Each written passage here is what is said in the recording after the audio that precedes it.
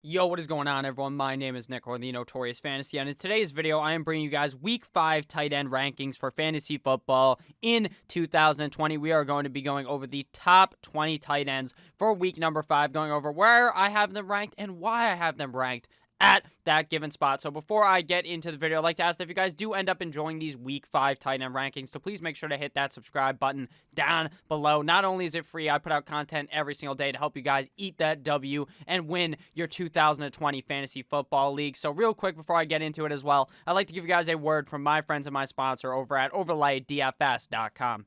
OverlayDFS.com is the best way to play daily fantasy football. Why is that? It's because it is the simplest way to play. Matchup Shop was created this year before the NFL season and has debuted this year, and it is the easiest way to make money in daily fantasy sports. How does it work? You're picking player versus player with the spread. Some matchups do not have the spread. So what does this mean? You're pretty much doing Patrick Mahomes versus Derek Carr. Who scores more fantasy points? Derek Carr plus 11 fantasy points or Patrick Mahomes minus 11? It is that simple to figure out. You do research all week long to figure out which fantasy players you want to start and sit. So why not play the most simple start-sit game here on OverlayDFS.com? Link down below in the description.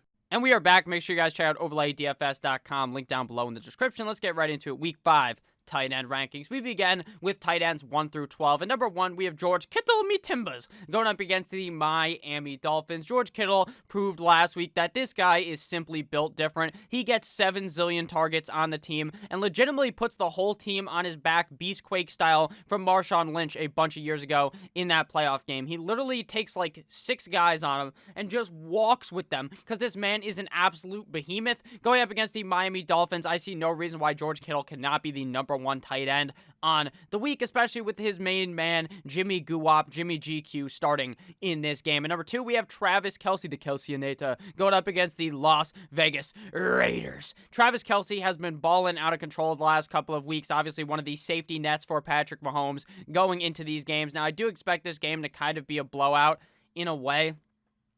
Not like a 14 or 15 point route where the Mahomes just rails them, but I don't think that the Raiders are ever really super close in this game, which could involve in a lot of running later in the game, but I still think Travis Kelce will be involved in this game, and it's very hard to rank him outside of the top 2 at tight end on the given week, especially up against a not-so-good defense against the tight end. And number 3, we have Mark Andrews going up against the Cincinnati Bengals. Now, Mark had a hot week 1, 2 shit weeks in a row, then a hot week 4, so he's on that hot streak right now, or he's begun his hot streak. He's heating up, and he's going to be on fire this week up against the Cincinnati Bengals. The Bengals cannot stop a wide receiver. They can't stop a tight end. They can't stop a running back. They can't stop a quarterback. So they will not be able to stop Mr. Mark Andrews in this game. With Lamar Jackson a little bit banged up in this game, I still think that he gets that go-ahead to play. I think Mark Andrews puts up a humongous spot here up against the Cincinnati Bengals. I almost honestly ranked him above Travis Kelce due to the fact that I love this matchup up against the Bengals for Andrews. At number 4, we have Darren Waller going up against the Kansas City Chiefs. I like this game for Darren Waller because the problem with the Raiders offense is they really don't have a key number 1 wide receiver. I think Ruggs isn't even going to go in this game. It seems to be Derek Carr's favorite target is Darren Waller, and on a weekly basis, it's very hard to bench him, Kittle, Kelce, Andrews, or Waller to find them even outside of the top 5 in my rankings, especially when they're all healthy. So I like Waller this week up against the Chiefs. At number 5, we have Tyler Higbee going up against the Washington football team. Now, Tyler Higbee has been quite hit or miss the last couple of games, but the thing with tight ends is the tight ends are so top end heavy. They are so weighted towards the front that it's not even funny. After like the top 10 guys on these rankings, it is a complete and utter shit show. So Tyler Higbee gets a good matchup up against the Washington football team. He is kind of touchdown dependent, but when he scores, he has potential to score 3 fucking times in a game. We've seen him do it already once this year. So I think Tyler Higbee is in for a solid matchup here up against the Washington football team. Definitely a game where Higbee could score a lot, considering I think this is going to be a back and forth bang affair on Sunday. At number 6, we have Dalton Schultz going up against the New York Football Giants. Now, Dalton Schultz has been quite the certified beauty the last couple of weeks, ever since their starting tight end, whose name, Blake Jarwin, almost escaped me. Dalton Schultz has been balling out of control. Dak Prescott has to throw the ball up against every single team because their backs are are always up against the wall, and they have been fighting back into the games here up against the New York Football Giants. I'm not too sure if the Giants will be able to fight back into the game or the Giants will be able to score points, but they probably will just because of how shit this defense is for the Dallas Cowboys. So I think Schultz is in for another big one here this week up against the New York Football Giants. At number 7, we have the Hunter Henry going up against the New Orleans Saints on Monday night in New Orleans. Now, the New Orleans defense, not very good up against the tight end. A couple of weeks ago, they got gashed, sliced, and diced by Darren Waller on that primetime game. While Justin Herbert, the pervert, does not love the tight ends like Phillip Rivers, at the end of the day, Hunter Henry is still a good start this week up against the New Orleans Saints. At number 8, we have the guy that I have the least confidence in, besides some people after 10. That's Zach Ertz going up against the Pittsburgh Steelers. Why am I so concerned? Because Zach Ertz has shit the bed multiple times. Very disappointing. You almost want to, it's like when your dog pisses the bed, or pisses on the ground, and you just put its head in and say, you remember what you did. You don't actually do that, but, it's more of a joke. But Zach Ertz, this motherfucker has screwed the pooch multiple times. He hasn't played very well the last couple of games, and I'm very worried about it, even though the fact is that they have no wide receiver core there at all, and Zach Ertz should be scoring 7 zillion points. He just doesn't end up doing that. So with that said, I like Zach Ertz in this game matchup-wise, or not even matchup-wise because the Steelers' defense is good, but personnel-wise for the Eagles, he should be getting 1 million targets. But it just hasn't worked out the last couple of weeks, so I am a bit worried. At number 9, we have Hayden Hurst going up against the Carolina Panthers. Now, Hayden Hurst hasn't been the top 5 tight end that I thought he was, but he is still a top 10 tight end, just a guy that you play every single week, and you expect to finish from around tight end 8 till 12. Nothing better, nothing worse, just an average start every single week. This week, he gets the Carolina Panthers with a lot of potential to put up a big game here with a game that I believe is going to be a back-and-forth affair between Teddy Two Gloves, Teddy Bridgewater, and Matty Ice, Matt Ryan. At number 10, we have Mike Licky Amagasicki going up against the San Francisco 49ers in San Francisco. Gesicki is not necessarily in a premier matchup here up against the San Francisco 49ers.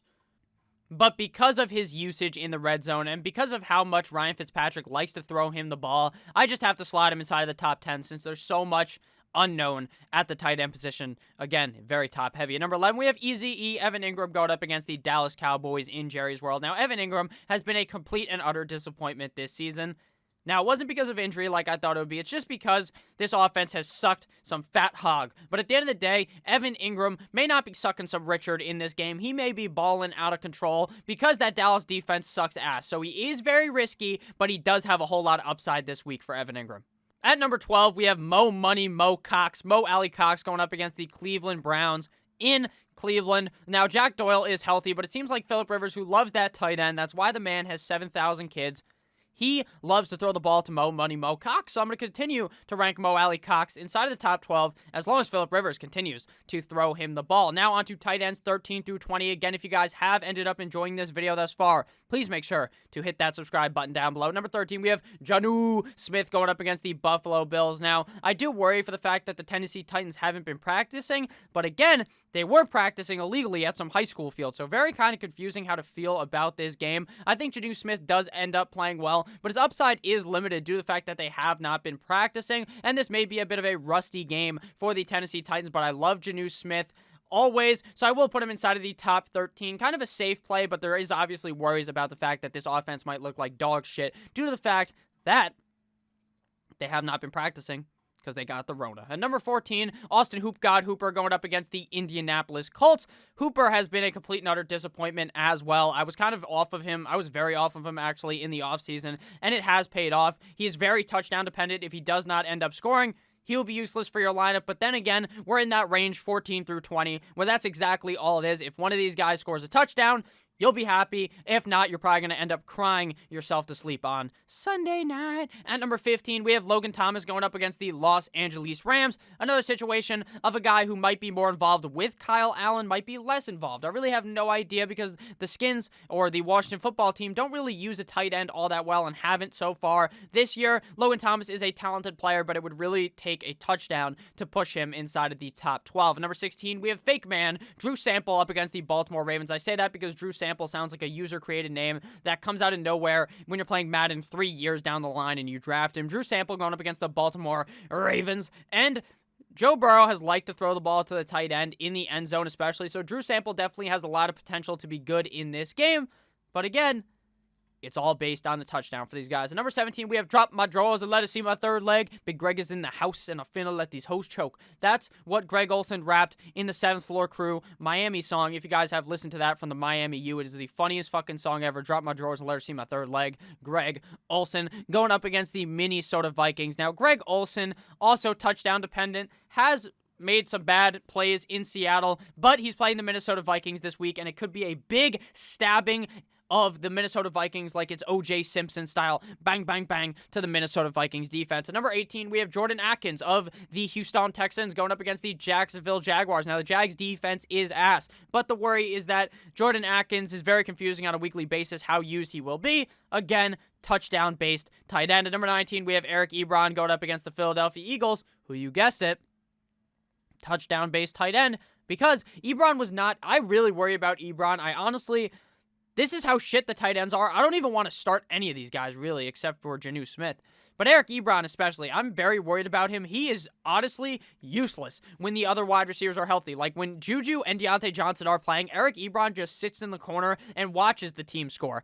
But when Deontay Johnson is hurt, Eric Ebron plays quite well. So it's very kind of a double-edged sword here, but Deontay Johnson is playing, so I worry about Eric Ebron. Got him at tight end 19, and at tight end number 20, we got Tyler Eifert going up against the Houston Texans. Just a guy that Gardner Minshew looks at sometimes, so you might as well have him inside of your top 20. So thank you guys all for watching this video. If you ended up enjoying at all during this video, please make sure to hit that subscribe button down below. I love each and every single one of you motherfuckers, and I'll see you guys in the morning with another banger of a video. Have a great rest of your guys' day. Happy Saturday. Let's eat some W's on Sunday. OverlayDFS.com, link down below in the description. I love you all. Goodbye.